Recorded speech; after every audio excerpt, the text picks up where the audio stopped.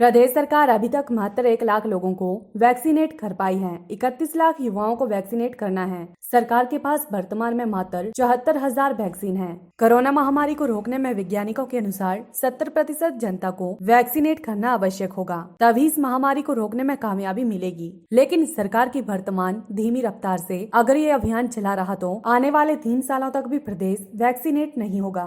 ऐसी स्थिति में प्रदेश को भारी नुकसान उठाना पड़ेगा। ये विचार प्रदेश कांग्रेस प्रवक्ता दीपक शर्मा ने व्यक्त किए। उन्होंने कहा कि सरकार को गंभीरता के साथ वैक्सीन की उपलब्धता सुनिश्चित बनाने के लिए काम करना होगा। हालांकि देश के बड़े वैज्ञानिक केंद्र सरकार को बार बार वैक्सीन निर्माण के लिए निजी क्षेत्र को अधिकृत करने की सलाह दे रहे हैं। विश्व स्वास्थ्य संगठन की मुख्य वैज्ञानिक सौम्या स्वामीनाथन तक ने यह कहा है कि भारत वैक्सीन निर्माण में बहुत देरी कर चुका है, लेकिन सरकार की हठधर्मिता कई तरह की शंकाएं पैदा कर रही है।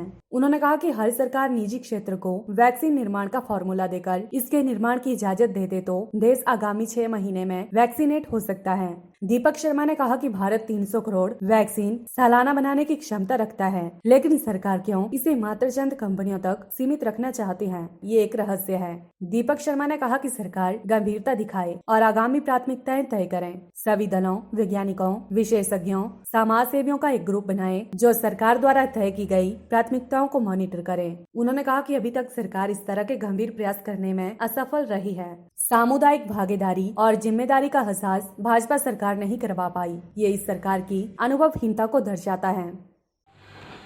हिमाचल प्रदेश में वैक्सीनेशन की प्रक्रिया जिस ढंग से चल रही है उसके ऊपर कांग्रेस पार्टी गहरी चिंता व्यक्त करती है। सरकार से हमारा आग्रह है कि इस वैक्सीनेशन अभियान को गंभीरता के साथ कैसे आगे बढ़ाना है, इसके बारे में जो है वो युद्ध स्तर पर काम कैसे करना है उसके बारे में गंभीरता से प्रयास करें।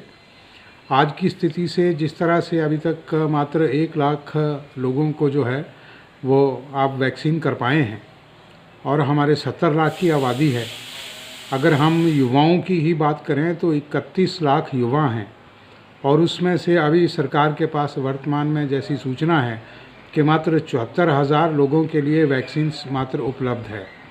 इस ढंग से तो हमें 3 से 4 साल तक वैक्सीन लगाने में लग जाएंगे, जबकि वैज्ञानिकों का कहना है कि जितनी जल्दी लोगों को वैक्सीन लगेगी उतनी जल्दी ही हम तीसरी लहर से जो हैं वो बच सकते हैं, उसमें कम से कम नुकसान प्रदेश का होगा।